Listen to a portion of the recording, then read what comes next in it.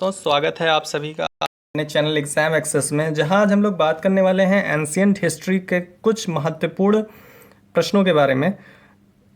तो चलिए शुरू करते हैं एंशियंट हिस्ट्री के महत्वपूर्ण प्रश्नों की चर्चा। तो पहला क्वेश्चन हमारे पास है कि सामान्य रूप से प्राचीन भारत के इतिहास के स्रोतों को कितने श्रेणियों में विभक्त किया गया है। तो प्राचीन भारत के इतिहास की बात करें तो प्राचीन भारत के इतिहास को कितने श्रेणियों में विभक्त किया गया है, तो दो श्रेणियों में विभक्त किया गया है। ठीक है, प्राचीन भारत के इतिहास को दो श्रेणियों में विभक्त किया गया है। नेक्स्ट क्वेश्चन हमारे पास है कि सामान्य रूप से प्राचीन भारत के इतिहास के स्रोतों को कौन कौन से श्रेणियों में वर्गीकृत किया गया है। तो अभी हमने देखा था कि दो श्रेणियों में वर्गीकृत किया गया था, तो वो दो श्रेणियां कौन सी हैं कि साहित्यिक और पुरातात्विक स्रोत जो हैं उनमें इनको विभक्त किया गया है।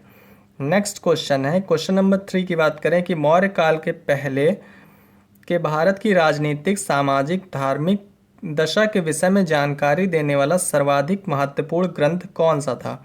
तो जो सर्वाधिक महत्वपूर्ण ग्रंथ था जिससे हमें मौर्य काल के पहले के भारत में जानकारी मिलती है, तो वो था अष्टाध्यायी। अष्टाध्यायी ग्रंथ से हमें मौर्य काल से पहले के भारत की जानकारी हमको प्राप्त होती है। नेक्स्ट क्वेश्चन है कि अष्टाध्यायी ग्रंथ के रचनाकार कौन है। तो अष्टाध्यायी किसने लिखी है, तो अष्टाध्यायी लिखा है पाणिनि ने। किसने? पाणिनि ने लिखा है अष्टाध्यायी। नेक्स्ट क्वेश्चन है क्वेश्चन नंबर 5 कि भारतीय इतिहास का प्रथम प्रामाणिक ऐतिहासिक ग्रंथ किसे माना जाता है, इस ग्रंथ के लेखक कौन है। तो भारतीय ऐतिहासिक प्रमाणिक जो प्रथम प्रामाणिक ऐतिहासिक ग्रंथ है उसके लेखक राज कल्हड़ हैं और ग्रंथ का नाम राजतरंगिणी है। नेक्स्ट क्वेश्चन है कि राजतरंगिणी में कहाँ का इतिहास वर्णित है। तो राजतरंगिणी में कहाँ का इतिहास वर्णित है, तो कश्मीर का इतिहास वर्णन किया गया है। नेक्स्ट क्वेश्चन है कि किस प्रसिद्ध विदेशी इतिहासकार को इतिहास का पिता के उपनाम से जाना जाता है। तो इतिहास का पिता किसको कहते हैं, हेरोडोटस को कहते हैं। काफ़ी बार पूछा गया है कि इतिहास के पिता किसको कहते हैं, हेरोडोटस को कहते हैं। नेक्स्ट है कि भारत की उत्तर पश्चिम सीमांत जातियों तथा भारत ईरान संबंधों की जानकारी किस यूनानी ग्रंथ से प्राप्त होती है और इसके लेखक कौन है। तो हिस्टोरिका जो है, जिसको हिस्टोरिका को लिखा किसने है, हेरोडोटस ने लिखा है। इससे हमें उत्तर पश्चिम सीमांत जातियों के बारे में और भारत ईरान संबंधों के बारे में जानकारी प्राप्त होती है। नेक्स्ट क्वेश्चन है कि ईरान का वह राजवैद्य कौन था जो भारत पारस के संबंध में जिसका वर्णन या विवरण आश्चर्यजनक कहानियों से परिपूर्ण होने के कारण अविश्वसनीय था। मतलब इन्होंने इतना उल्टा सीधा लिख दिया था, इतना बढ़ा चढ़ा के लिख दिया था, इतना गलत सलत लिख दिया था कि पता ही नहीं चलता था भाई साहब ये सही लिख रहे हैं कि गलत लिख रहे हैं। तो ये कौन थे, टेशियस थे। ठीक है, टेशियस थे। इन्होंने भारतीयों के बारे में इतना गलत सलत लिखा था कि उसका पता ही नहीं चलता है कि वो सही है या गलत है। नेक्स्ट, किस विदेशी लेखक ने सिकंदर द्वारा भारत पर किए गए आक्रमण के विषय में विस्तृत और प्रामाणिक वर्णन प्रस्तुत किया है।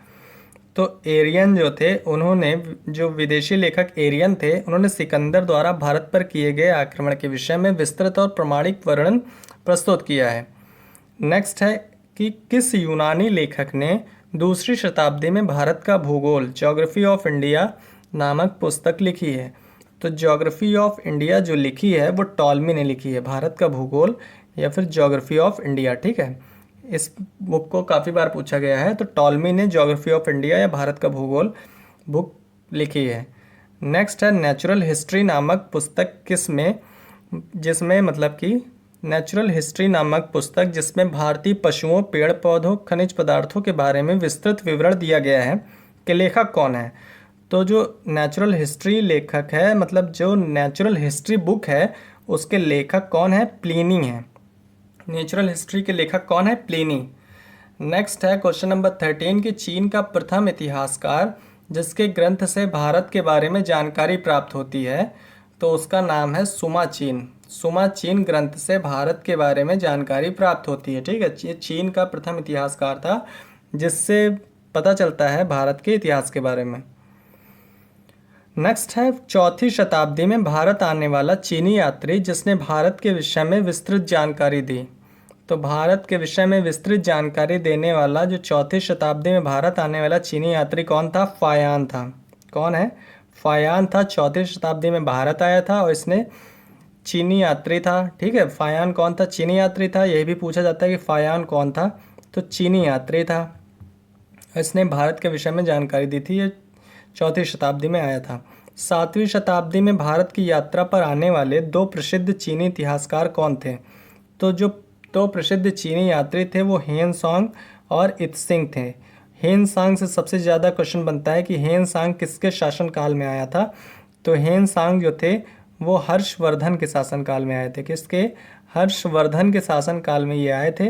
और सबसे ज़्यादा क्वेश्चन अगर पूछा जाता है तो या तो फायान का पूछा जाता है या तो हर्षवर्धन का पूछा जाता है। नेक्स्ट है क्वेश्चन नंबर 16 की कयंगुर तथा तयंगुर जिसमें भारतीय इतिहास के बारे में जानकारी मिलती है किस तिब्बती लेखक की रचना है? तो तारानाथ जो थे वो तिब्बत के थे और ये तिब्बती थे और इनकी जो रचनाएं हैं वो कयंगुर तथा तयंगुर हैं। ठीक है। नेक्स्ट है भारतीय इतिहास लेखन की दृष्टि से विभिन्न ऐतिहासिक स्रोतों में किसे सर्वाधिक महत्वपूर्ण माना गया है? तो सर्वाधिक महत्वपूर्ण पुरातात्विक स्रोतों को माना गया है।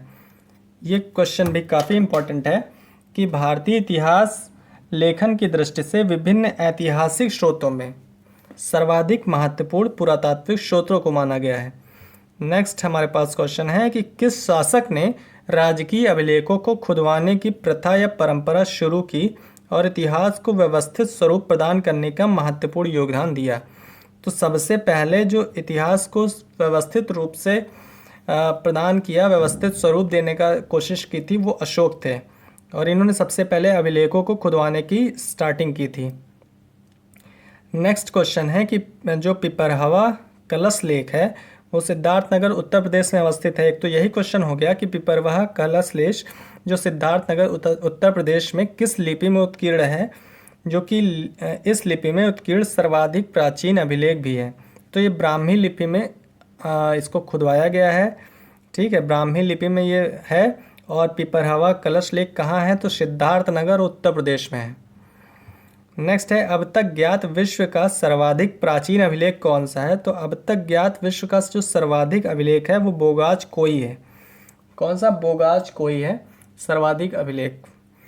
तो आज के लिए बस इतना ही। Thank you very much. अगर आपको पसंद आया होगा तो प्लीज़ लाइक और सब्सक्राइब करें भाई साहब।